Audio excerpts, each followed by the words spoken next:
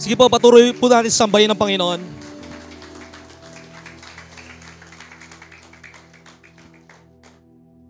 Anumang kabigatan mo, yan ay papalitan ng ating Panginoon ng kagaanan. Ang bawat kaguluhan na gumugulo sa iyong isipan, sa oras na ikaw ay tumuon sa ating Panginoon, papalitan niya ng Panginoon ng kapayapaan. Tanungin mo ang iyong sarili, bakit ka nasa lugar na ito sa oras at sandaling ito? Ano ang inaasahan mo sa Panginoon? Kailangan meron kang inaasahan sa Panginoon. Dahil sa iyong pag-asa sa Panginoon, dun ka katatagpuin ng ating Panginoon. Ang sabi ng dalawang awitin, seek God, sa pangalawa, and you will see a victory. Hanapin mo ang Diyos. Huwag mong hanapin ang solusyon sa tao. Pag hinanap mo ang Panginoon at nasumpungan mo ang Panginoon, makikita mo ang katagumpayan habang hindi mo pa ito nararanasan sa iyong buhay. Kailangan makita mo muna sa iyong mata, sa iyong isipan, sa iyong puso, sa iyong spirito ang iyong katagumpayan. Nang sinabi ni Elijah na uulan na, hindi naman agad dumulan. Nakita niya muna ito sa spiritual niyang mata. Makita mo muna sa iyong buhay na ikaw ay pinagaling ng ating Panginoon. Na ikaw ay pinagpala ng Panginoon. Na ikaw ay pinalaya ng Panginoon. Huwag kang mapagod sa paniniwala at pagtitiwala sa ating Panginoon. Magpatuloy ka lamang hanggang isang araw ikaw ay katatagpuin ng ating Panginoon. Iniibig ka ng Panginoon. Kahit marami man tayong pagkukulang, kahit meron man tayong katamaran sa buhay, kahit matigas man ang ating ulo, hindi nababawasan ang pagmamahal ng ating Panginoon. Dahil ikaw at ako, habang tayo makasalanan at walang kwenta at walang alab sa Panginoon, inibig ka ng Panginoon, ang sabi ng Roma 5:8. Kaya yung mga imposibleng pinagdaraanan mo, dalhin ka ng Panginoon sa kaganapan ng kanyang himala sa iyong buhay. Dumaraan ka sa pagkakasakit, hindi dahil mula ito sa ating Panginoon. Dumaraan ka sa pagkakasakit, pansamantala lamang yan. Dumaraan ka sa pagkakasakit upang matagpuan mo, masumpungan mo na ang Diyos ang dakilang manggagamot sa iyong buhay. Dumaraan ka sa kakapusan at ikaw ay naguguluhan at naguguluhan. Pero lagi mong tatandaan, kapag walang-wala ka na, meron ka laging Diyos sa iyong buhay na kailanman ay hindi magkukulang sa iyong buhay. Hindi lamang po ako nasa harapan ninyo para palakasin ang inyong kalooban, nasa harapan ninyo ako para lumaya kayo laban sa tanikala na pumipigil sa inyong buhay. May the Lord break the spirit of containment, the spirit of prison cells in your life, na hanggang dyan ka na lamang, na ganito na lamang ako sa aking buhay. Tandaan mo kapatid, hindi ka ganyan lamang sa iyong buhay. Napaka-espesyal ng paggagawa sa iyo ng ating Panginoon.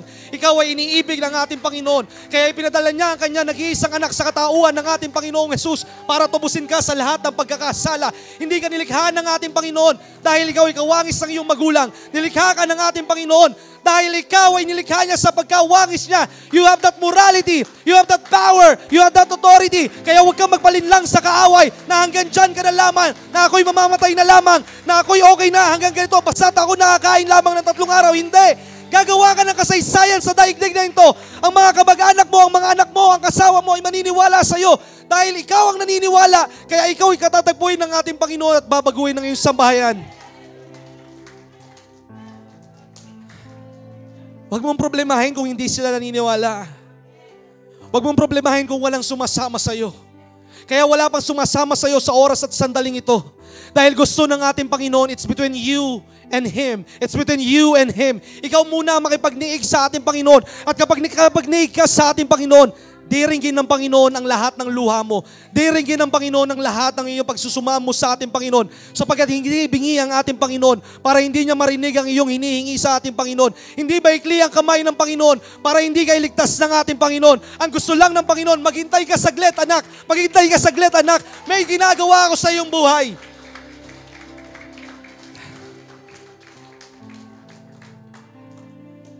Year 2025, narinig ko nga sa pangangaral ni Pastora Magda at tinatayuan ng ating simbahan, it is a year of God's, ano po? Parang hina ng boses ninyo ah. Hindi nyo mararanasan ng himala hanggat number 1, nabubuhay kayo sa laman. Dahil ang taong nasa laman, mabubuhay siya sa tao sa pakiramdam at pag-iisip. Paano mangyayari yon? Wala nga akong trabaho. Paano mangyayari yon? Sinubukan ko na ang lahat.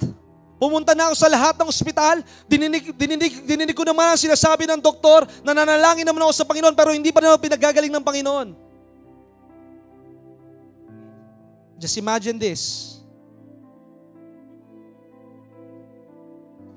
Noah built the ark for 600 years before the rain fall down. Ikaw, ilang taon na bang iniintay mo? 10, 15, 20? Hindi ko sinasabi na maghihintay ka ng daang taon. Ang sinasabi ko sa iyong paghihintay, itiko mo ang iyong bibig, iayos mo ang iyong puso para hindi bumagal ang pagdaloy ng pagpapala sa iyong buhay.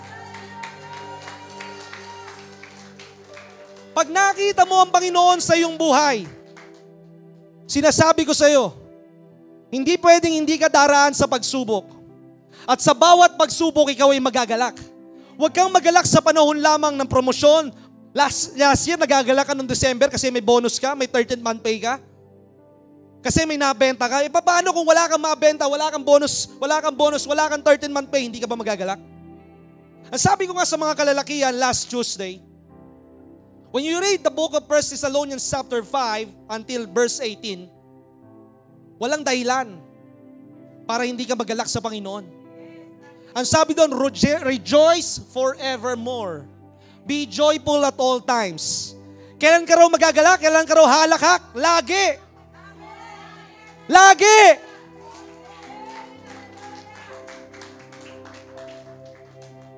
Yung sinasabi ko, ako yung taong hindi nagagalak pag problema ang dumaraan sa buhay. Pero for the last 15 years of training, for the last 15 years of failing, for the last 15 years of breaking, natutunan ko, dahan-dahan kong natutunan, na sa bawat problema, magpuri sa Panginoon. Without God, man cannot. Pag wala ang Panginoon sa iyong buhay, you will tear apart. Maaaring sabihin mo, alam mo lahat ng bagay, mahusay ka. Sa isang bigla, pering kitlin ng Panginoon ang iyong hininga na hindi ka na magising. Sabihin mo, ikaw ay napakayaman, napakatalino. Sabihin mo, ikaw ay napakamakapangyarihan. Sa kasaysayan ng daigdig, ang isang korap na politiko, maaaring siya ay maghari man ng 30 taon, pero after the 30 years, 50 years, siya ay magtatapos at hindi na maaalala ng kasaysayan. Nasaan na si Stalin? Nasaan na si Hitler? Nasaan na sila Nimrod? Nasaan na ang mga imperyo ng Roma? Lahat ay magtatapos, pero ang Diyos ay magpapatuloy. Wala akong pakialam kung hindi mo ako paliwalaan. I am not here to convince you. I am not here to encourage you. I am here to speak the voice of truth. Narito ako para magsalita ng boses ng katotohanan at ang katotohanan ang magpapalaya lang sa bawat isa. Ang katotohanan ang magdadala ng kaganapan ng ating Panginoon. Ang katotohanan ang magbibigay sa inyo ng kakaibang kagalakan na kapag meron kang kagalakan, the joy of the Lord is your strength.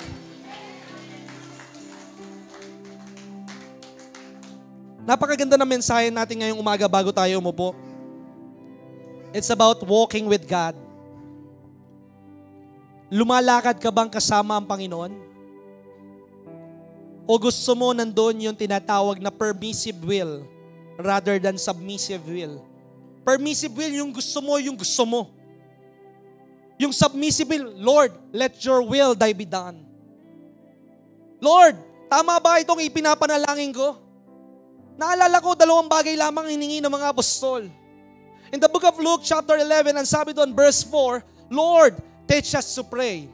In 17 verse 5 ng Luke, ang sabi doon, Lord, increase our faith. Manalangin ka muna. Maghintay ka muna. Hanggang sa tumaas ang iyong level ng iyong pananalig sa Panginoon, hanggang makita mo na ang bawat mali sa iyong katawan ay nahuhulog sa iyong katawan. Sapagkat ang sakit ay hindi para sa iyong katawan. Ang iyong katawan ay templo ng ating Panginoon. Ang kahirapan ay hindi para sa iyong buhay. Sapagkat ang deposito na nasa iyo ay ang deposito ng banal na Espiritu. At kapag nasa iyo ang banal na Espiritu, magkakaroon ka ng kapayapaan, magkakaroon ka ng katapangan. At dahil meron kang katapangan, you have the power to get those wealth.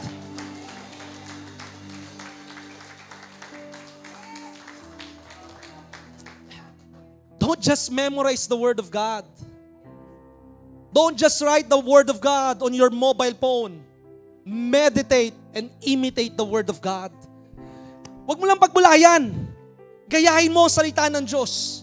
Mabigo ka man sa paggaya sa salita ng Diyos, bumangon ka at gawin mo ulit ito. At makikita mo, ang grasya ng Panginoon ay sasama sa iyong buhay. Because I am who I am because of the grace of God.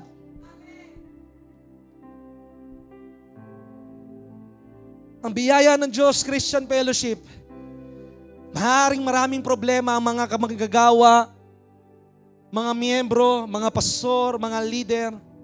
But I say, we have those problems because we have a miracle-working God. We have a miracle-working God.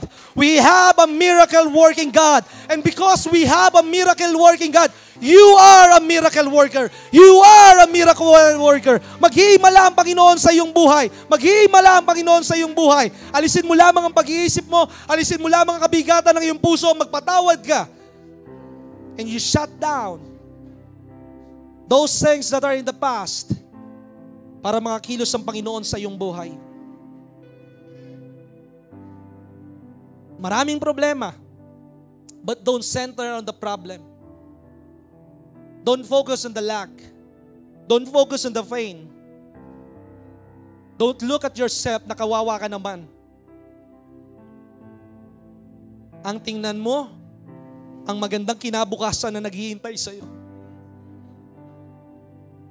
Kaya, taon ng himala ito dahil merong gagawing himala ang Panginoon sa buhay mo. Alam ng Diyos na matagal ka na naghihintay. Alam ng Diyos na gusto mo nang sumuko. But God is telling you right now, help is on the way. Help is on the way. Here comes the life-saver. Here comes the length of life. Here comes the Redeemer. Maaring napapahiya ka sa maraming panahon, lagi kang nangangamuhan o nakikiusap sa iyong inuupahan na pwede bang o sa katapusan babayaran ko yung bill ko sa tinatawag na renta. Magtatapos ang lahat ng yan dahil ililipat ka ng ating Panginoon mula sa pangungupahan sa pagmamayari ng iyong bahay. Hindi mo maunawaan kung paano yon. Kung nangyayari yon sa iyong pastor, mangyayari din ito sa iyo. Manggawin mo lamang manalig at makipaglaban, at magpuri at magpasalamat sa ating Panginoon. Panginoon, isinusuko namin sa iyo ang lahat-lahat sa oras at sandaling ito. Tanggalin mo ang talukbong na nakapiring sa kanilang mga mata at sa kanilang ulunan, na nagiging hadlang, Panginoon, para sila'y maniwala sa iyo, Panginoon. We are not a blind people, O God. We are not a dead people, O God. We are a redeemed people, Panginoon.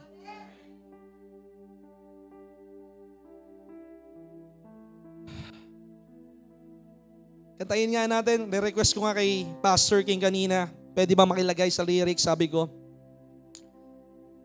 I see a revival coming. Yung andang, Hosanna, Hosanna, Hosanna in the... Remember this, pag nahihirapan ka huminga, ganyan na lang po gawin natin. Ano yung turo ko? Sa inyo ko ba tinuro yun? Sabi ko, when you breathe in, Yahweh, Jesus, Jesus. Pag kinakabahan ka, you breathe in and you breathe out. Because the air that you breathe comes from Jesus Christ. Siya ang hininga ng iyong hinihinga. Kaya kapag ikaw ay gusto mong magalit, just pause for a while. Huminga kang malalim at hingin mo ang pangalan ng ating Panginoon.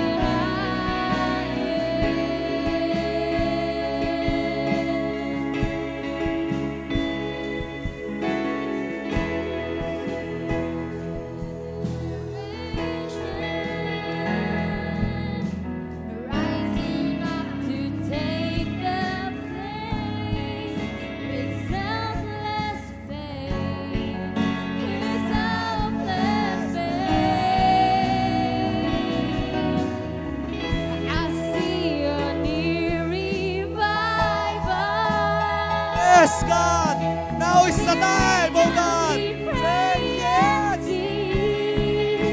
We're on our knees. We're on our knees. Hosanna, Hosanna, Hosanna in the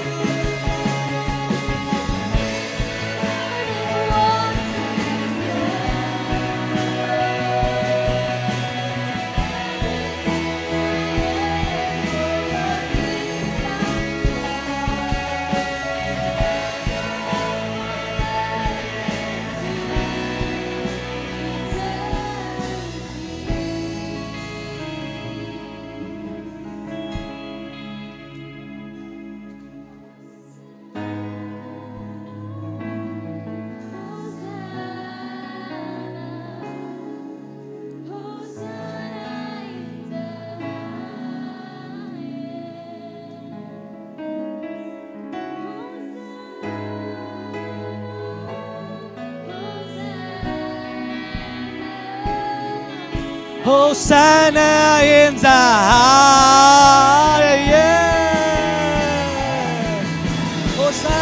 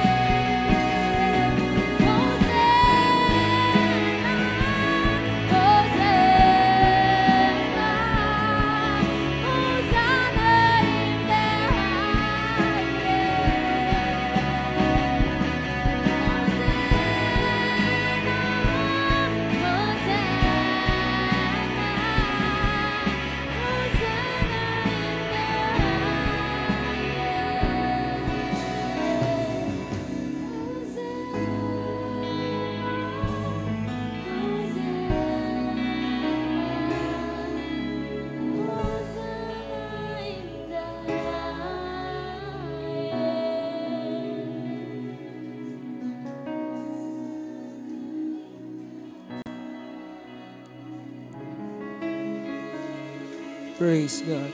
Praise God.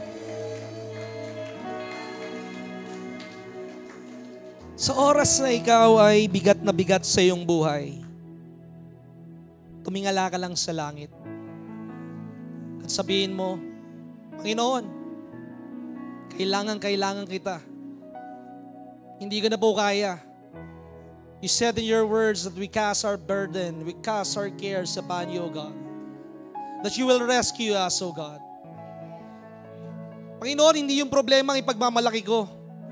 Hindi yung problema ang lalabas sa aking bibig. Ang lalabas sa aking bibig, Panginoon, ay ang pagpupurit pa sa salamat sa iyo. That your name is salvation, O God. That your name, O God, is the only hope, the only answer in many problems, O God, in my life. Kaya Panginoon, sa oras at sandaling ito, Panginoon, kami po ay lumakad sa panibagong yugto ng aming pananampalataya sa iyo, Panginoon. Sa panibagong panahon, Panginoon, kung saan, Panginoon, higit ang pagkilos mo sa aming buhay. Wala po kaming ibang gagawin, Panginoon, kundi magtiwala sa iyo. Ikaw ang laging Panginoong Hesus na tapat at sapat sa aming buhay. So remove our fear. Remove our fretting. Alisin mo ang aming takot, alisin mo ang aming pagkabalisa. At palitan mo ito ng pananalig, pag-asa, at pagtitiwala sa iyo. Kaya salamat, ikaw po ang laging mapapurihan. Ikaw ang laging sambahin sa dakilang pangalan ni Kristo Jesus at ang lahat ng buhay ay magsabi ng Amen and Amen. Pwede bang umikot muna tayo? Tandaan po natin, ang simbahan hindi lamang narito kayo para dumalo, makinig, umuwi. Dumalo, makinig, umuwi. Ang simbahan ay narito tayo. The Lord has gathered us together to fellowship with one another, to pray for one another.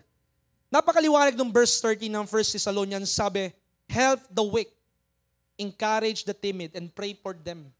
Umikot kayo and get a partner, ipanalangin natin ang bawat isa.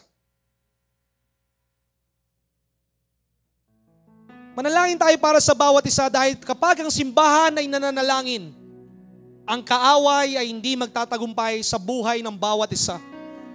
Kapag ang bawat magkakapatid kay Kristo ay nagpapanalanginan, sila ay tumataas ang pananalig sa ating Panginoon at nabubuksan ang kanilang pangunawa na laging merong solusyon sa kanilang buhay, na merong kaligtasan, na merong kaganapan, na merong mangyayari sa iyong buhay.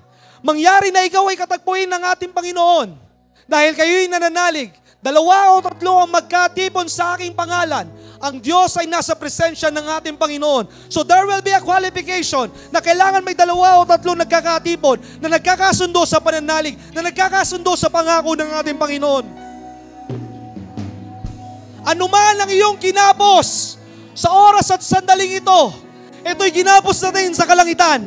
Ano man ang kinalagaan ninyo sa lupa, ito'y kinalagaan na rin ng Panginoon sa kalangitan. Kinakalagaan ng Panginoon ang pagpapala sa iyong buhay. Kinakalagaan ng Panginoon ang promosyon sa iyong buhay. Kinakalagaan ng Panginoon na meron ng panibagong buhay na nagaganap sa iyong buhay. Tapos na ang kakulangan. Tapos na ang pagiging alipin mo sa pagkakasala.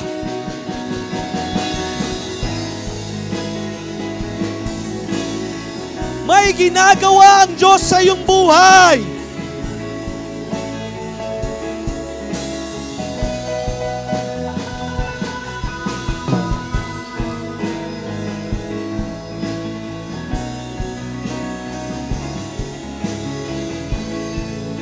Lord, set the captives free. Palayain mo ang mga taong nasa bilangguan, O God. Bilangguan ng pagkatakot. Bilangguan ng hindi pagpapatawad. Bilangguan ng kahirapan. Bilangguan ng maliit na pag-iisip.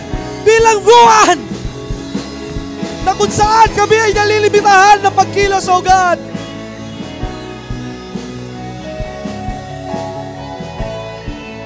Lord, let your Spirit, O God, mightily works in this place, in the lives of these people, O God. Kumilos ka sa buhay ng mga kapatiran namin, Panginoon, so that they will have a testimony, O God, so that they will have an experience, O God. Just one touch of your anointing, one touch of your favor, one touch, O God, of your power, O God. And our life will be changed, O God, forever. Let change and transformation come into your life. It's not about the words that we are uttering. It's not about the words that we are saying. It's about our faith in you. It's about our faith in you, O God. Hindi man namin alam ang tamang ipapanalangin sa aming ipinapanalangin, Panginoon. Pero nga ba aming pananalig ang iyong iginagalang, Panginoon? Panginoon, sa bawat isang nagkasundo sa pananalangin sa oras at sandaling ito, sa mga darating na oras, sa mga darating na araw, sa mga darating na buwan, sila'y magpapatotoo sa harapang ito na sila'y kinatagpo mo ngayong araw ng January 19, 2025. You said in your words that you will meet me here, O God, that you will meet there, O God. Kaya salamat aming Ama. You are a gracious Father. You are an answering God. You are a loving Father. Hindi babalik ang inyong ipinalangin na walang saysay sa inyong buhay. That your prayer, that your words are not in vain. It will reap a harvest. Magaganap ito kung hindi ka magkaanak, magkakaanak ka. Kung ikaw ay baon sa utang, makakalaya ka sa utang. Tatawag ang bangko sa iyo at sasabihin, bayad ka na sa utang. Kaya huwag ka nang bumalik para ikaw ay mangutang. Sa halip, ikaw ay maging mahusay na tagapangasiwa ng pera. Sa pagbalik mo sa doktor, sa mga darating na araw, hindi mo na makukita yung findings na nakita mo 1 week ago, 1 month ago, or 1 year ago. Because God is writing a new story. God is writing a new medical record. God is writing a new life in you. Salamat po aming Ama. Ikaw po ang laging maluwalhati. Ikaw po ang laging maparangalan. Sa iyo po ang gawain ito, God. The church is not these seats. Ang simbahan, hindi ito mga upuan ito. Hindi ito ang building nito. Ang simbahan ay ang bawat isang nananalig sa ating Panginoon. Kaya salamat po. Ikaw pong maluwalhati at maparangalan sa dakilang pangalan ni Kristo Jesus at ang lahat ng buhay ay magsabi ng Amen and Amen.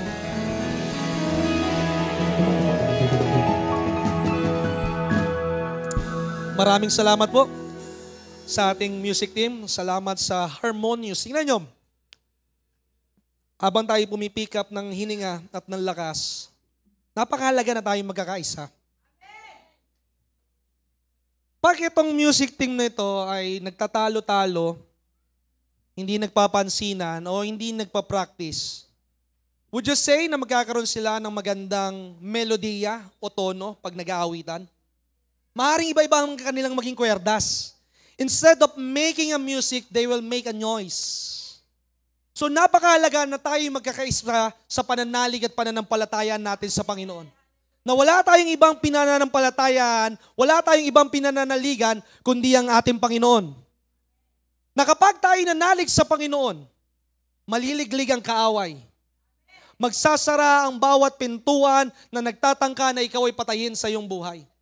Kaya nga napakasimple lamang po ng mensahe sa umagang ito, walk with God. Lumalakad ka ba sa Diyos araw-araw? Manalangin po tayo, dakilang Ama. Salamat po sa umagang ito na sa kabila ng maraming pumipigil sa buhay ng bawat isang nakaupo sa kanila, sila'y nagtagumpay na.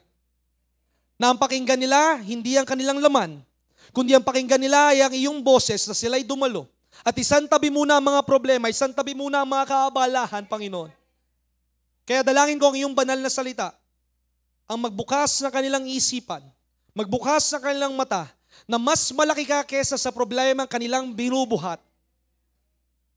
Nang iyong salita, Panginoon, ay napaka makapangyarihan na sa kanilang pagdinig nito, at pag-akap nito at pagtanggap nito, ang kanilang buhay ay mababago. At ang buhay nila ay magiging bago. Kaya salamat aming Ama, ang iyong salita ay hindi nila matatanggihan. Hindi po kami ang magtatrabaho para sa magandang buhay. Hindi po kami ang magtatrabaho para sa tinatawag, Panginoon, na aming kaligtasan. Kundi ang iyong banal na salita na kanilang paulit-ulit na naririnig.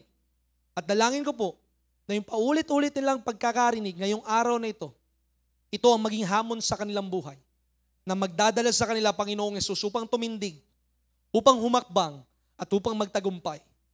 We are not called to be a losers. We are called to be a victorious in life. We walk from faith to faith and from glory to glory because of what you have done in the cross. In the name of the Father, and the Son, and the Holy Spirit. Amen and amen. Palakpakan po natin ang ating Panginoon.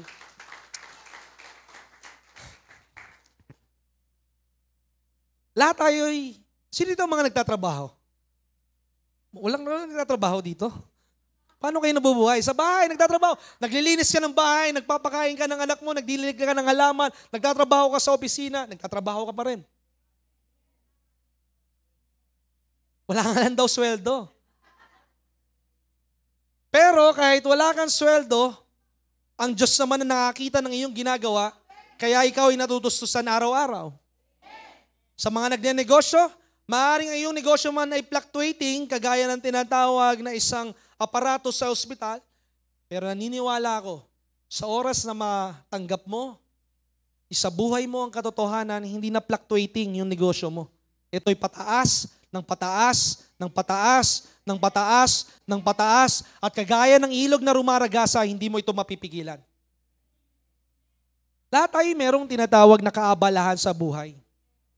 Kaya itong kaabalahan nito ang ginagamit ng kaaway para hindi tayo magkaroon ng debosyon at relasyon sa ating Panginoon. Alam mo, lagi naririnig ko, Pastor, hindi ako makakadalo ng midweek. Hindi ako makakasama sa fasting. Hindi ako makakadalo ng church dahil busy ako. Busy ka sa lahat ng bagay, kaya wala kang oras sa pagbuklat ng salita ng Diyos. Busy ka sa iyong pagtatrabaho dahil gusto mo magkapera. Pero at the end of the day, kulang pa rin ang iyong pera. Kaya ka nagkukulang sa iyong pera o kaya hindi ka nagiging masaya kahit marami kang pera. Dahil ikaw nagtatrabaho ka lang para sa sweldo. Nagtatrabaho ka lang dahil gusto mong hindi ka mapagalitan ng iyong employer. Nagnenegosyo ka lang para matustusan ang iyong pamilya. Pero bago ka magtrabaho, trabahuin mo muna ang iyong spiritual na buhay. Trabahuin mo muna ang iyong puso. Trabahuin mo muna ang iyong isipan. Kapag trinabaho mo ang salita ng Diyos, hindi lamang sweldong ibibigay sa iyo ng Panginoon. Ibibigay niya ang buhay at buhay na walang hanggan na puno ng pagpapala sa iyong buhay. Pastor, hindi ako makapagbasa ng Biblia, pagod na ako eh. Biruin mo, from 6 a.m., kasama pa yung traffic, tsaka yung pag-uwi, pagpila sa MRT, sa trapiko, nakakauwi na ako 9 p.m. Kaya inaantok na ako eh. Tandaan mo kapatid, kung ikaw ay dumadalo lamang ng gawain ng Panginoon o nakakabuklat ng Biblia o nakakarinig ng tinatawag na salita ng Diyos every Sunday, then your fellowship with God is just a hobby. Kapag isang oras ka na nakikipagnig sa Panginoon, 2 oras, kung tayo may gawain ng 10 o'clock, ikaw ay late pa, sa trabaho ayaw mo malate, pero sa gawain ng Panginoon gusto mo malate, pero ang pagpapala, ang himala ng Panginoon, gusto mo lagi on time. Napaka-ironic, di ba? Gusto mong dinggin ka ng Panginoon, pero ayaw mo naman unahin ng Panginoon sa iyong buhay. Gusto mo agad, nandyan na ang pagpapala, nandyan na ang promosyon. Nandyan na ang kaganapan ng iyong mga hiningi. Remember this. When God makes you wait, it is for your own benefit so that your character will be growing. Kapag ikaw ay naghihintay, I waited for 15 years. I do not have a church na papangaralan. Pero hindi yun ang hinihingi ko. I just want to serve God. I just want to serve Him with all my heart. Unahin mo ang Panginoon. Tandaan mo kapatid, gusto mo ng himala, gusto mo ng pagpapala, pero my Father, my God will always say to you, wait, wait, wait. Maghintay ka because in the waiting, doon po nagkakaroon ng backsliding. In the waiting, doon nagkakaroon ng doubting. In the waiting, doon ka manlalamig. Kaya ka lumalamig dahil unang-una, nawawalan ka ng tiwala sa salita ng Diyos dahil iniisip mo hindi yata totoo ang salita ng Diyos. Ang salita ng Diyos, ang sabi ng Biblia, ito'y aktibo, ito'y buhay, ito'y magpapatuloy. Ang lahat ay magbabago. Ang mga katabi mo sa paligid ay magbabago-bago. Ang negosyo mo ay magbabago. Ang panahon ay magbabago. Pero ang salita ng Diyos ay magpapatuloy, magpakawalang paman. Tingnan mo. Tanungin mo ang iyong sarili. Tuwing Sunday lamang ba ang commitment ko sa Panginoon? Mananalangin ba ako sa umaga ng mabilisan lamang? How many times have you read the Bible? How many times do you spend time with God? Kapag 2-3 oras lamang ang ginugugol mo sa Panginoon sa isang linggo, I assure you that God is your hobby and not your Lord. Palipas oras mo lang, Panginoon, hindi siya ang Diyos mo. Kapag 3 oras lang. My God, you have more than 100 hours. You have 365 days in a year. And you are just spending 3 hours. Galit ka pa kay Pastora Magda. Ang tagal magturo ni Pastora Magda, gutom na ako. Ang tagal manalangin ni Brother Benjun. Hindi pa kami makapag-praise and worship, paspasan na natin ito. One thing I have learned from the Word of God, I'm returning to the book of Genesis, yung mga tao noon ang haba ng buhay. Pero dahan-dahan nagde-decline. Kasi nawawalan sila ng oras sa Panginoon. Tandaan mo, kapag ang Panginoon ay something lamang sa iyong buhay and not everything, your life will be in total chaos. Hindi pangunahin ng Diyos sa iyong buhay. Hindi siya add-ons lamang para makadagdag doon sa tinatawag na kabisihan mo ng iyong buhay. God is not an add-ons on your life, but God should be the foundation of your life. Hindi lamang pagdagdag ng oras mo. Hindi lamang pambatsin ng oras mo kasi vacant ka ngayong Sunday. Hindi ito nakakadagdag ng kaabalahan o kabigatan sa iyo. Kapag ang pagdalo sa gawain sa iyo sa Panginoon ay kabigatan, well, you must check your heart. Tandaan po natin, busy ka sa lahat ng bagay. Paano ka ba kapag sinabi ng Panginoon, nagtataka ako, alam mo, sabi mo sa katabi mo, mayabang ka. Mayabang ako. Mayabang ako. Alam mo bakit? Sabi mo busy ka sa trabaho mo, sa pagpapalaki ng anak mo, pero ang Diyos hindi niya sinabing busy siya sa pagtugon sa iyo. You are dealing with your family. You are dealing with the BIR, with your boss, with your client. Pero ang Panginoon, hindi lang siya nakikipag-deal sa iyo. He is dealing with more than 7 billion people. And He is not saying, I am busy for you, my child. No. Kaya hindi mo makita ang Diyos sa iyong buhay dahil hindi ka makita ng Diyos sa Kanyang presensya. Dahil kapag nakita ka ng Panginoon sa Kanyang presensya, magkakaroon ka ng kapahingahan.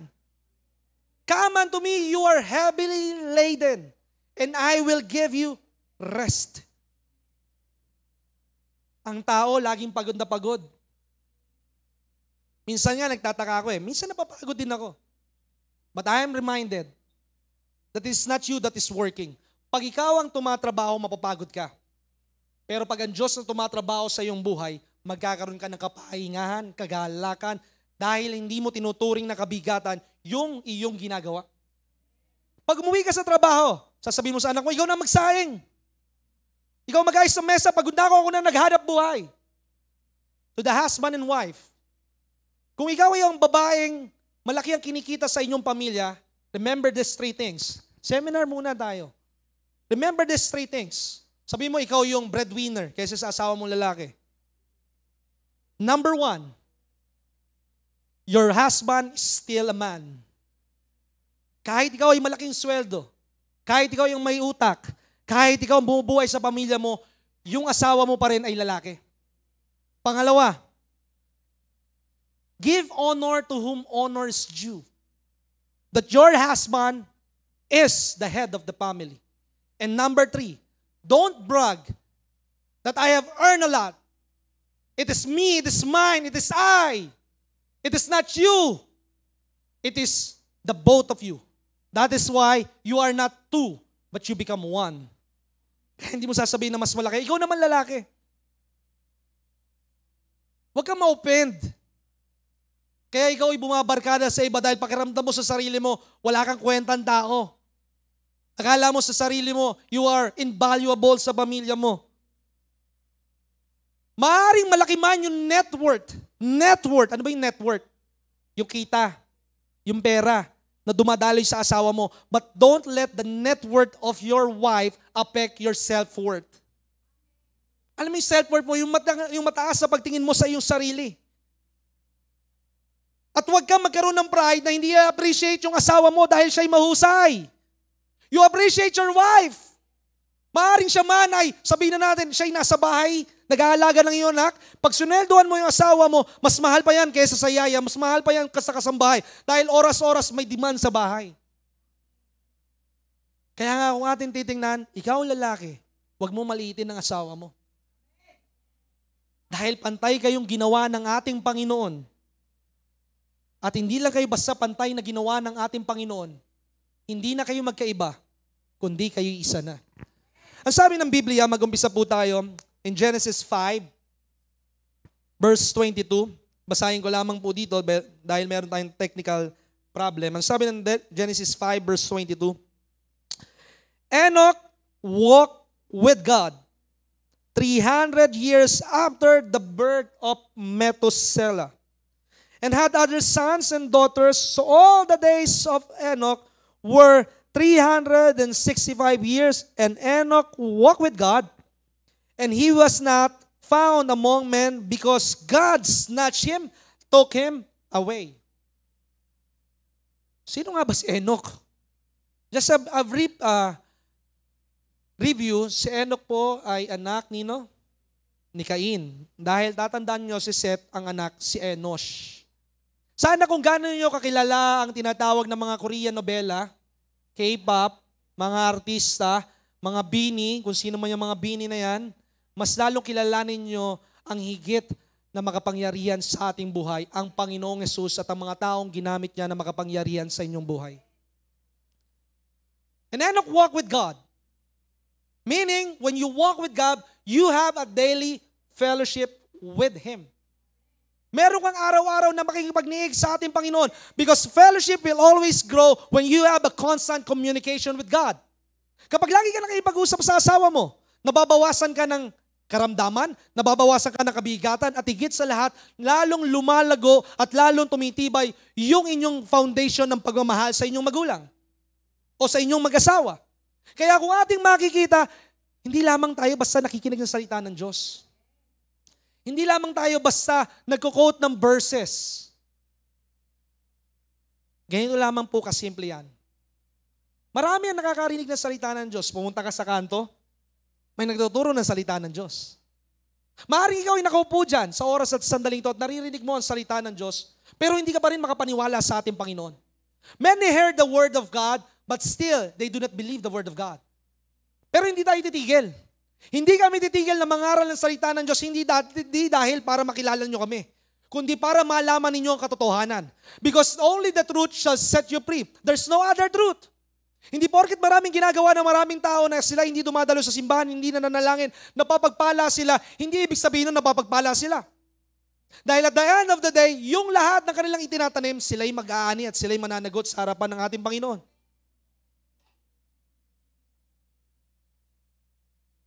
Marami ang nakakapakinig ng salita ng Diyos, pero hindi pa rin naniniwala.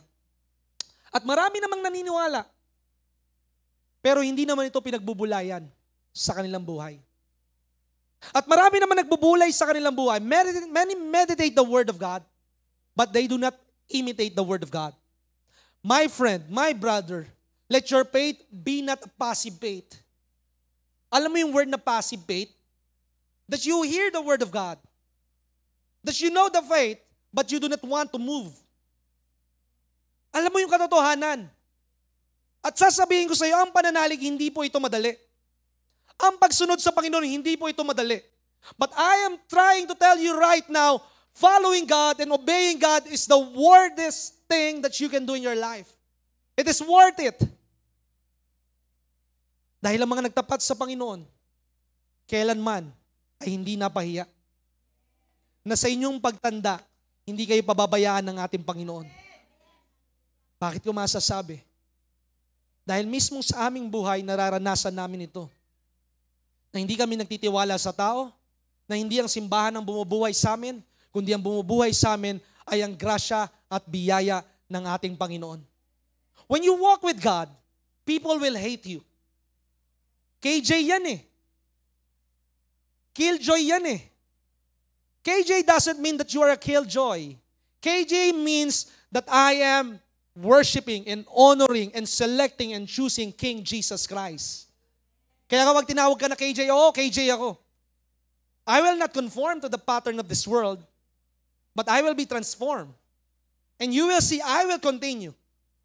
And you will follow because you will see the love of God in my life. Not to condemn them, but to set an example in your life. Maaari sabihin mo, hindi ka pa rin napapagpala ngayon. Huwag kang mag-alala. Merong tamang oras ng Panginoon sa iyong buhay. It is very clear. Ang sabi ng Psalms 31 verse 15, my time is in the hands of God. Ang aking tagumpay, ang aking buhay, ang aking promosyon, ang aking kagalingan ay nasa kamay ng Panginoon. Wala sa kamay ng tao. Wala sa kamay ng supplement mo. Wala sa pag-exercise mo. Wala sa tinatawag na pagtulog mo ng maaga. Kundi nasa kamay ng ating Panginoon. There's no such thing as accident. Namatay man si Pastor Kenneth ng 39 years old. But the Word of God tells us in 14:5, in 139 verse 16, bago ka pa man likayin ng ating Panginoon, ikaw ay hindi pa nililikha ng Panginoon. Hindi pa, sabi ng 139, verse 16 ng Biblia, you are not yet formed. I already knew you. Hindi pa man nagkakatagpo ang nanay at tatay mo, kilala na kita. Anong sabi ng 14:5 ng Job, hindi ka pa man lumalakad sa daigdig na ito, itinakda ko na ang haba ng iyong buhay. Pag mo sasabihin, kawawa naman siya. Namatay. Hindi siya namatay dahil sa sakit. Hindi siya namatay dahil sa aksidente. Hindi siya namatay dahil sa kung ano pa mang bagay. Namatay siya because that is the length of his life. It's not about how long you live the life. It's about how you effectively use your life. May mga nabubuhay nga na 80 taong gulang, 70 taong gulang, pabigat naman sa buhay at tamad naman. Mas maganda nang mabuhay ka ng 10 taon, pero ikaw naman ay naka-imbento na napakahalagang gamot. Ikaw naman ay naka-imbento ng tinatawag na elevator para hindi na maglakad ang mga senior citizen mula sa first floor papunta sa 12th floor. Hindi po yan pahabaan ng buhay. Kasi kung pahabaan ng buhay, di si Jesus maikli lang buhay. So don't judge. Kahit gaano kang kasama, kahit gaano kang kasipag, kahit gaano kang kabanal, kahit gaano kang katapat, magtatapos ang iyong buhay. Pero ang problema, hindi mo alam ang araw ng pagtatapos ng iyong buhay. Kaya kailangan, tingnan nyo in the book of Genesis, makikita mo, kasi yun ang binabasa ko ngayon I read the Bible, at least challenge ko sa sarili ko. Kahit ako'y pastor, sinasabi ko sa inyo, may kainaan ako dahil unang-una hindi ako Diyos. Nalulungkot ako, ang Diyos nga, nagugutom Diyos na yon. Gusto ko man, alam nyo yun, marami tayong plano sa buhay. Marami tayong solusyon. Meron ka New Year's resolution, but Jesus is the only solution to your problem. Ano yung New Year's resolution mo? Ako'y magbabasa ng Biblia. Ako'y hindi na magiging chismosa. Paglabas mo sa simbahan, alam mo si sister, nalaglag yung tithes and offering. 20 lang yung kinaloob.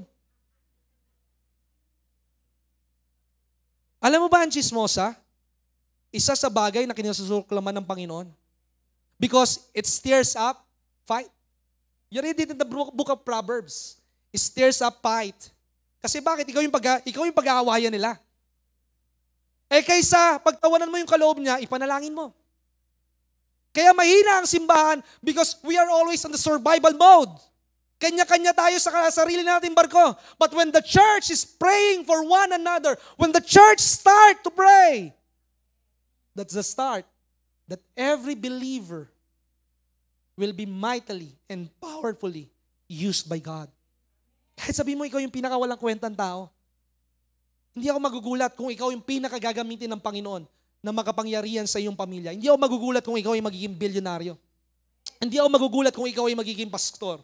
Dahil ang Diyos hindi tumitingin kung ano ka sa nakaraan. Ang Diyos ay tumitingin sa oras na lumapit ka sa Kanya.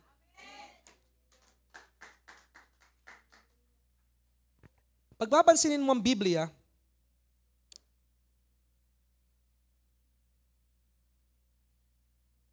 sa book of Genesis, wala pa naman ang Biblia doon Wala pa naman ng pastor doon eh. Wala pa naman ng propeta doon eh. Wala pa naman ng apostol doon eh. Pero, ang meron sila, they always seek God. Every day of their life, lagi nilang hinahanap ang Panginoon. Don't persuade God na yung gusto mo ang gagawin ng Panginoon. You pray unto God, you wait for a little while. And even if that little while make it too long, maghintay ka pa rin sa ating Panginoon. Dahil sa iyong paglakad sa ating Panginoon, there will be that what we call a reward, a compensation, a recompensation na ikaw ipagpapalain ng Panginoon.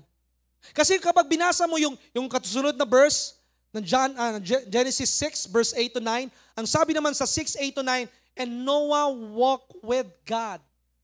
Dalawa silang lumakad sa Panginoon. At makikita mo, sabi ko, ano kaya ibig sabihin ng Panginoon? Tingnan mo. Napansin mo ba? Pag ikaw ay binabasa mo ang Biblia paulit-ulit, you will have a revelation. Kaya nga kapag sasabihin ng tao na busy ako sa oras sa Panginoon, paano kaya kung ang Panginoon sabihin naman niya, busy din ako, hindi ko muna tutugunin ang panalangin mo ngayon? Magagalit ka? Ang Diyos hindi nagagalit. Siya ang sabi ng Biblia in the book of 2 Peter chapter 3, siya ay mapaghintay at pasensyoso. Alam mo bakit hindi nagagalit ang Panginoon ng todo-todo? Nagagalit siya, but not fully. Si Adan at Eva, nagkasala sa Panginoon. Pero anong ginawa ng Panginoon? Yes, pinalabas sila ng tinatawag na Garden of Eden. Pero ang sabi ng Panginoon, dadamitan ko kayo. Eh kung galit ang Panginoon, hindi niya dinapitan yon. Si Cain na pumatay kay Abel, ano ang sabi ng Panginoon? Lahat ng papatay kay Cain, 7 beses ang magiging sumpa nila. So ibig sabihin, walang magtatangka sa buhay ni Cain. That's how God merciful in our life. Na sa kahit na tayo man ay tamad pagdating sa salita ng Diyos, tamad sa relasyon ng Panginoon, ikaw ay pinakakain pa rin ng Panginoon, ikaw ay binubuhay pa rin ng Panginoon because there is the Word today. When you hear the Word of God, at sabi ng Hebrews chapter 3 verse 7 and verse 13, when you hear the Word of God today, harden not your heart. Pag narinig nyo ang salita ng Diyos ngayon bilang hamon sa inyo, huwag nyo itong tanggihan. Because maybe later, maybe tomorrow, hindi mo na makita ito. Hindi mo nalalaman ang haba ng iyong buhay. Pero alam ng ating Panginoon. Kaya nga araw-araw, lumakad ka sa Panginoon. When you become prayerful, when you become in a constant studying the Word of God, you will have the fear of God. And when you have the fear of God, you will have wisdom. Alam mo yung mga nangyayari sa paligid? Ang lahat ng ito ay pinapakita ng Panginoon na walang saysay ang yaman.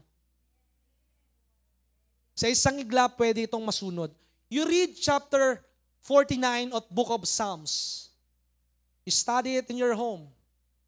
Maraming tao nagugustong yumaman. Gusto rin natin yumaman. Para tayo'y makakapagpalawak ng ebanghelyo. Hindi na tayo mangupahan ng simbahan. Matapos ang prayer mountain. Makapagpakain sa mahirap at kapuspalad, makapagpaaral ng mga dukha. Pero huwag ang yaman na maging sentro ng iyong buhay. Dahil yung yaman, pagod ka na, kakahanap ng yaman, nagkakasakit ka na, napupuyat ka na. Pag ikaw ay nagkasakit, walang pakialam sa'yo yung employer mo. Because in the world, when you are invaluable, they will treat you as a trash. But God, even if you are a trash, He can make you a new thing. Kahit ikaw ay mulok ang basura, itinakwil, kagaya ni Jephthah, ikaw ay kagaya ni Gideon na matatakutin, kayang-kaya kang gamitin ng Panginoon.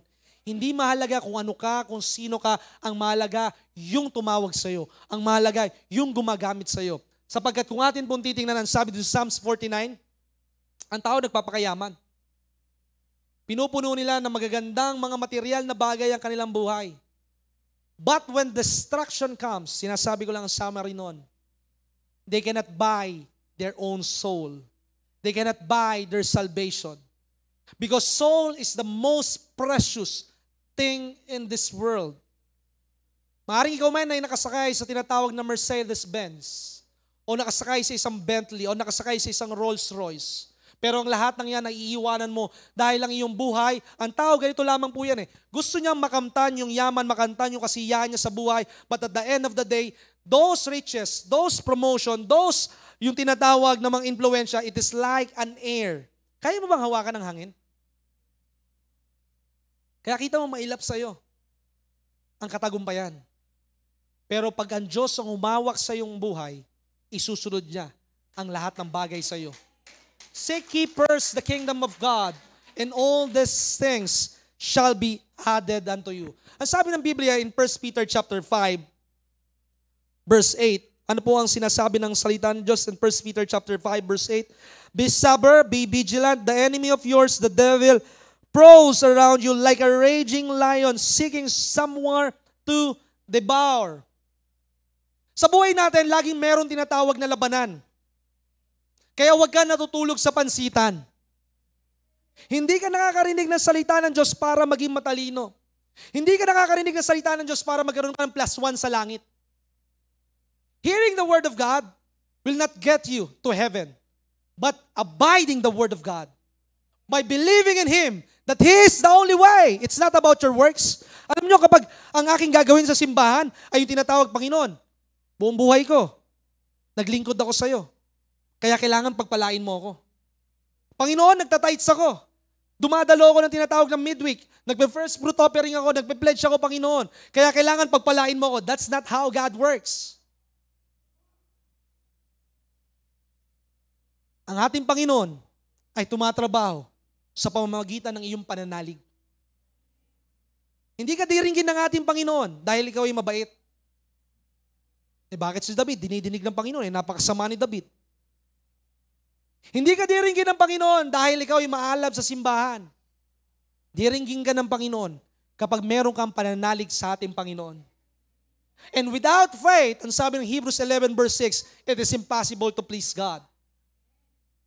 Kaya kapag meron kang pananalig, ito ang magdadala sa iyo para ikaw ay humakbang, para ikaw ay sumunod sa ating Panginoon. Dahil kung meron kang pananalig, ito'y makikita sa iyong buhay. Pag mong tingnan ang simbahan ang tutulong sa iyo.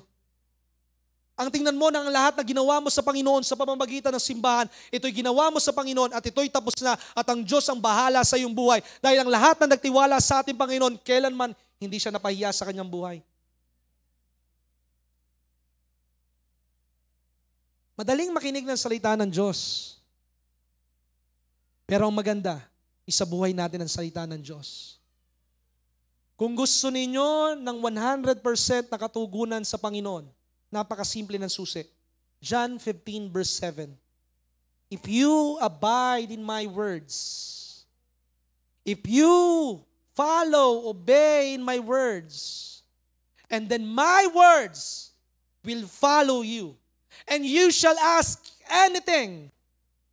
Sundin mo muna ang salita ng Diyos.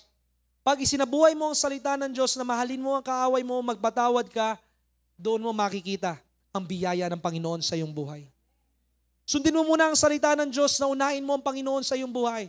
Don't make God a secondary in your life. Don't make God a sideline in your life. Make God your life.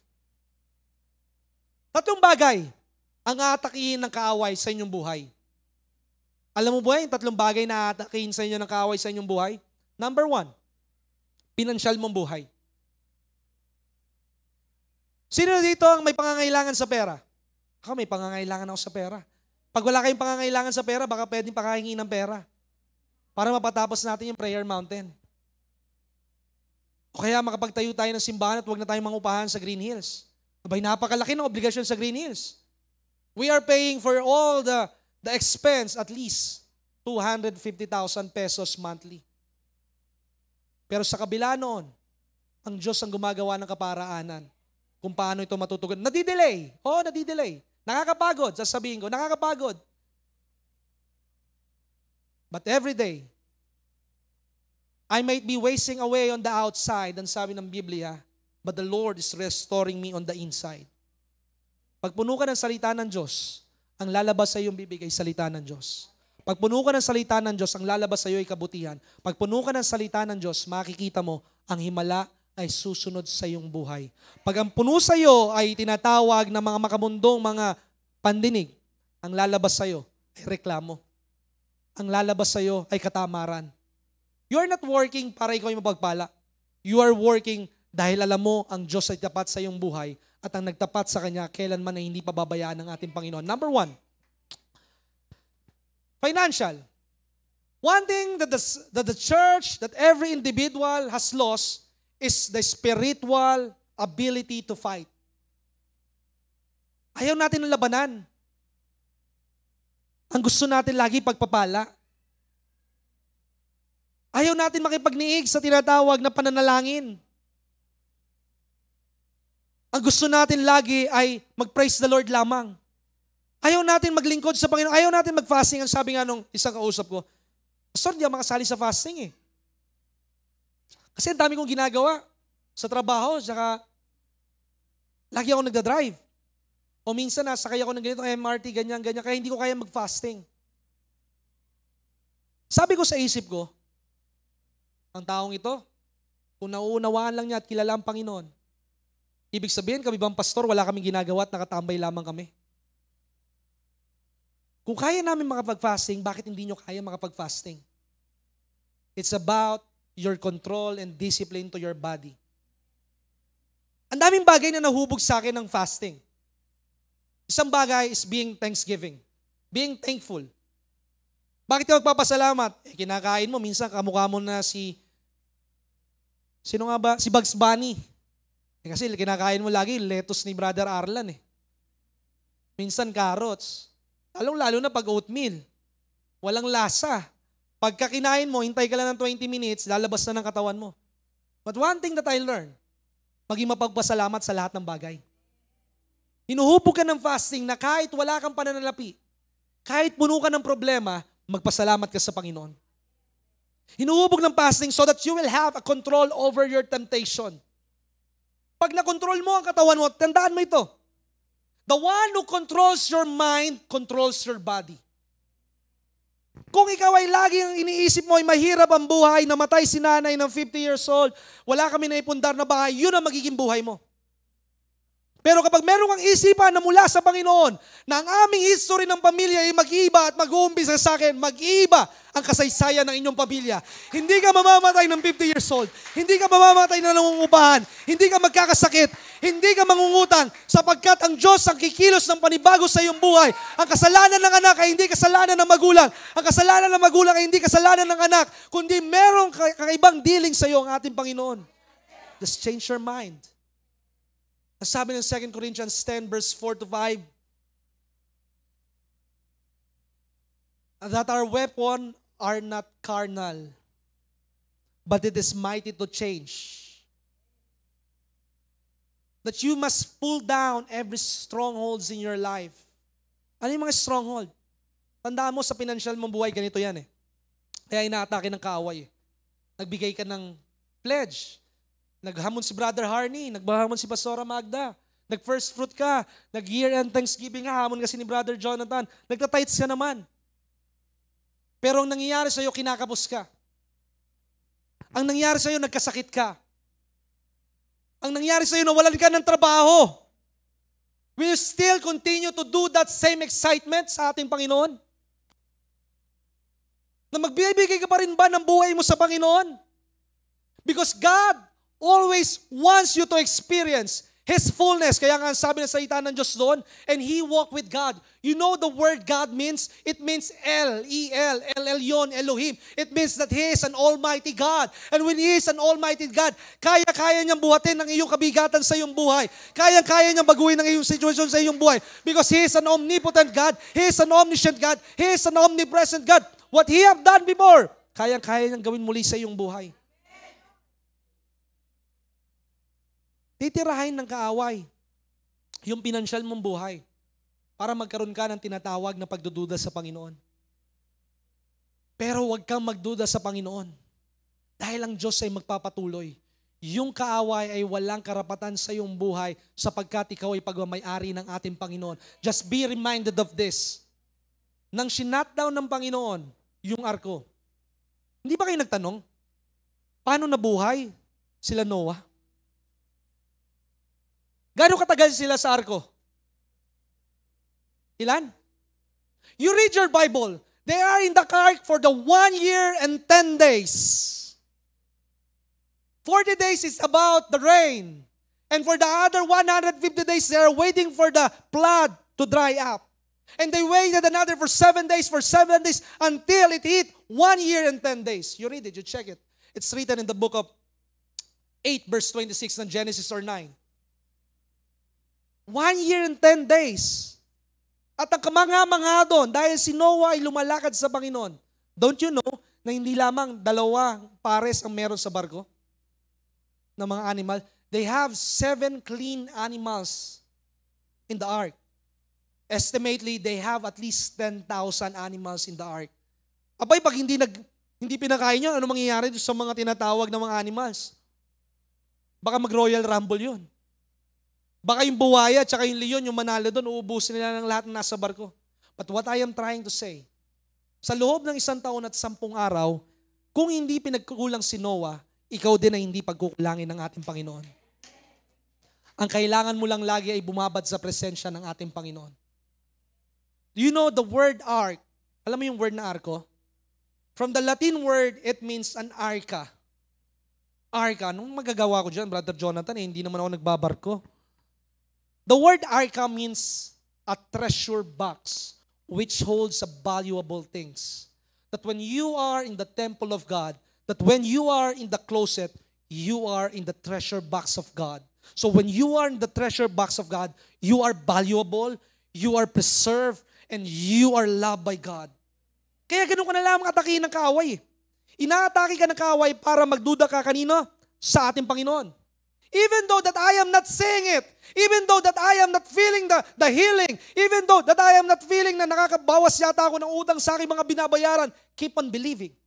Keep on believing until that believing will manifest in your life. Naalala ko, sa magkakapatid, sabihin ko na, hindi ko masabi kung akong pinakamabilis o pinakamatagal kami mag-asawa na magkaroon ng bahay. Nang binigay na ng Panginoon yung bahay, nandun yung labanan. Nung ipapagawa namin yung bahay, umuulan ng Oktubre, yung tubig lumalabas sa lahat ng dingding ng bahay. Pagdududahin ka ng kaaway, biyaya ba talaga ito ng Panginoon? Nagtatapat naman ako sa iyo, Panginoon ah. Hindi na nga ako sumisweldo sa simbahan. Pero bakit ganito ang nangyayari? But keep on trusting. Keep on believing. Madaling magpasalamat kapag magandang nangyayari sa iyong buhay. Pero sa panahon na hindi mo maunawaan ang nangyayari sa iyong buhay, doon mo mararanasan ang katapatan ng ating Panginoon at ang maganda niyang ginagawa sa iyong buhay. That God will turn those evil works into your life as a promotion to your life. Pagdating ng January, so naroon, papunta ako sa Carmona, mag-i-exit ako umaga-umaga, ganda pa naman ang tugtugin sa sasakyan. Papasok ako nung tinatawag na toll booth. Hindi na natin pangalanan kung ano yung toll booth kasi alam nyo naman kung anong expressway ang meron sa South. So usually, alam nyo naman na depektibo yung mga, alam nyo, RFID. Titigil ka, sa malayo, hindi babasahin, titigil ka sa gitna, hanggang itutok mo na doon sa tinatawag na barrier. And here comes the trap of the enemy. Biglang may sumulpot na toll attendant. Ang sabi, sir, nabangga ninyo, kailangan nyo magbayad ng 2.5. Sabi ko, kakapray ko lang, galing pa ng January 1 ah. January 2, mapapagnakawan na agad daw ng kaaway ah. And I keep calm.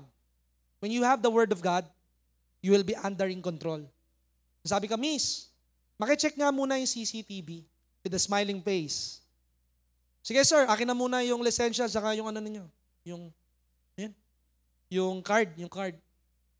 Tapos sumabi lang po kayo sa harapan.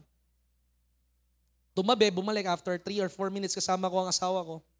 Ang sabi ko sa kanya, sir, pasensya na po. Hindi nyo pala nabangga. Sabi ko, unang-una, number 1, kung nabangga ko yan, magkakaroon ng dent doon sa harapan ng sasakyan ko. Pangalawa, kung mabangga ko yan, magkakaroon ng beep sound kasi may sensor yon. Pangatlo, hindi ko kasalanan kung hindi nataas yung tinatawag na barrier ninyo. Because you encourage us to have and install RFID so that it will be for convenience. Hindi para maging stress. And pang-apat, hindi sana hahantong yan dyan. Kung kayong dalawa nandun sa kabilang sulok na dapat kayo nasabot, hindi dapat kayo nagchichismisan. And she turned away. When you know the truth, hindi ka magagalit. You will negotiate with the good words, with a small tone of voice. Gusto mo lang masabi ang katotohanan para hindi ka mapagnakawan ng kaaway. Kailangan magalit ka sa kaaway. Huwag kang magalit sa tao, maghawilit ka sa kaaway. At kapag puno ka ng salita ng Diyos, alam mo yung tatayuan mo salita sa iyong buhay. Kaya hindi ka mapapagnakawan ng kaaway. Number 2, na inaatake sa inyo ng kaaway, yung isipan ninyo. Inaatake ng kaaway yung isipan ninyo dahil yan ay gusto niya magkaroon siya ng tinatawag na teritoryo. Ang sabi ng Biblia in Matthew chapter 11, verse 12, basahin po natin ng mabilis. From the days of John the Baptist until now, the kingdom of heaven suffers violent assault. And violent men seize it by force. So sa madaling salita, mula pa sa panahon ni John the Baptist, mula pa sa panahon ng mga naunang apostol, mga naunang lingkod ng Panginoon, laging sinisiraan, laging kinikitil, laging pinapahirapan ng bawat Kristiyano. Kaya ka tinitira ng kaaway dahil gusto niya makontrol ang isipan mo na hindi totoo ang Diyos sa buhay mo. Gusto makita ng kaaway na ang Diyos ay hindi tapat ang Diyos sa buhay mo. Kaya ka nagkakaganyan. Sayang yung pagdalo mo ng 3 nights of revival. Sayang yung pagdalo mo sa ating Panginoon. Nandyan pa rin yung pakiramdam mo. But tell the enemy, you are a liar, you are a deceiver, you are a loser from the beginning, and you are underneath my feet. Kagabi nga ang aming anak ay nilalagnat. Nilaloko ko si Abby. Abby, wag ka na magsimba. Pahinga ka na lang para sa Monday makapasok ka. And I like what she said. And sabi niya, you know, Daddy, when I sleep and when I wake up, I will attend the church because the church is a place of healing. 3 bagay. Mahaba pa sana. Baka nagugutom na kayo, 12:15. 3 bagay. Hindi ko na datapusin. Ang gustong-gusto kong lugar na puntahan. Number 1, gustong-gusto kong puntahan ay sa lugar ng panalanginan. Dun sa maliit na kwarto, sa tahanan ng aking magulang. Dahil kapag ako'y nasa piling ng ating Panginoon, ang sabi ng Biblia in Isaiah 26 verse 3, whose mind and whose heart, whose life is in the Lord, He will keep you in perfect peace. Kapag ang isipan mo, ang oras mo, ang buhay mo, ang salita ng Diyos ay nasa iyo, laging puno ka ng kapayapaan. At ang kapayapaan, hindi ibig sabihin walang problema. Ang kapayapaan ay nakikita mo na meron laging solusyon ng Panginoon ay nananda sa bawat problema sa inyong buhay. Hindi ka daraan sa problema ng walang solusyon. Hindi ka dadaan sa isang pintuan na wala kang tamang susi. Ang kailangan, hanapin mo ang susi at mahanap mo ito kapag ikaw ay nakababad sa presensya ng ating Panginoon. Huwag kang bumabad sa Itbulaga. Huwag kang bumabad kay Vice Ganda. Bumabad ka sa presensya ng Panginoon. At makikita mo, ang mga pintuan ng pagpapala ay magbubukasan sa iyong buhay. And you can say, these things na nangyayari sa aking buhay ay pansamantala lamang. Pangalawa, gusto ko sa presensya ng aking pamilya. Dahil sa aking pamilya, nakakapagpalakasan kami. It is important for you to have a family, a fellowship. Tandaan po natin, mga kapatid, in the church, we are not here to have a friends. Kung ang punta mo sa simbahan ay para magkaroon ng kaibigan, you have a misconception of church. Ang simbahan, it is not a room for fraternity. Ang simbahan, it is not a socialization. Ang simbahan ay fellowship na ang pinag-uusapan ay ang salita ng Diyos sa buhay ng bawat isa. Dahil kung pagkakaibigan lamang ang pupuntahan mo sa simbahan, pag uwi mo sa bahay, yun pa rin ang problema mo.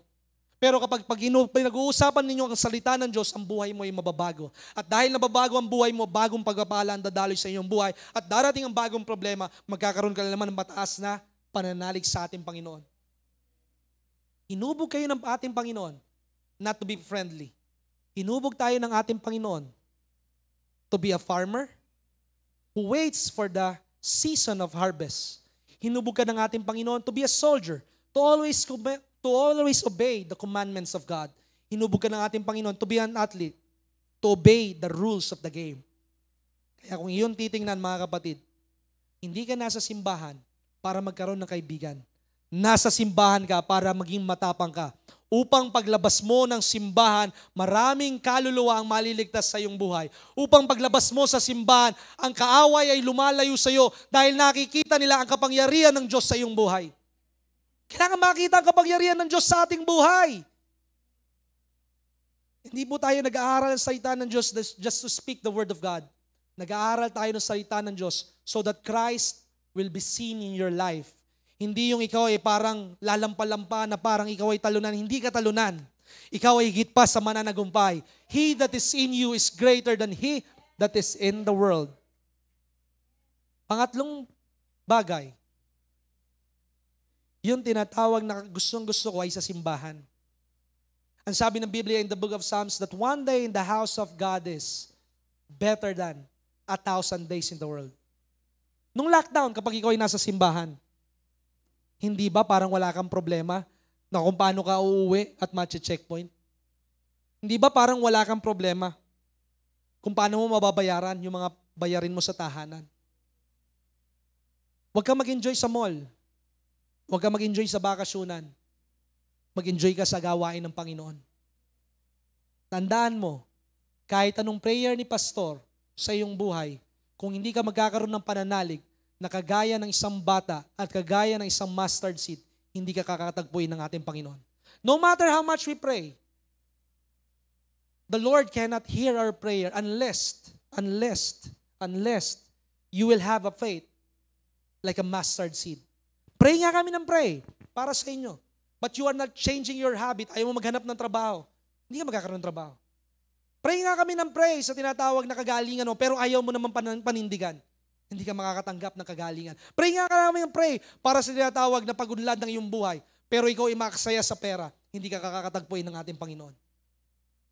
But, when we unite in faith, when we unite in act, when we unite in deeds, makikita mo ang kakaibang pagbuhos ng Panginoon sa iyong buhay. Ito'y laging siksik, liglig, at nag-uumapaw. Let the church produce not just only a convert. Hindi po sabat na kayo maging Kristiyano lamang. Let the church produce a lot of army. An army to take place na kung saan ang kaaway ay hindi magtatagumpay. Kaya magulo ang bansa because of the church. Dahil kung ang simbahan ay lahat, ay nag-uumpisang lumuhod. Hindi lamang puno dapat ang linggo ng tinatawag ng pangangaral ng salita ng Diyos.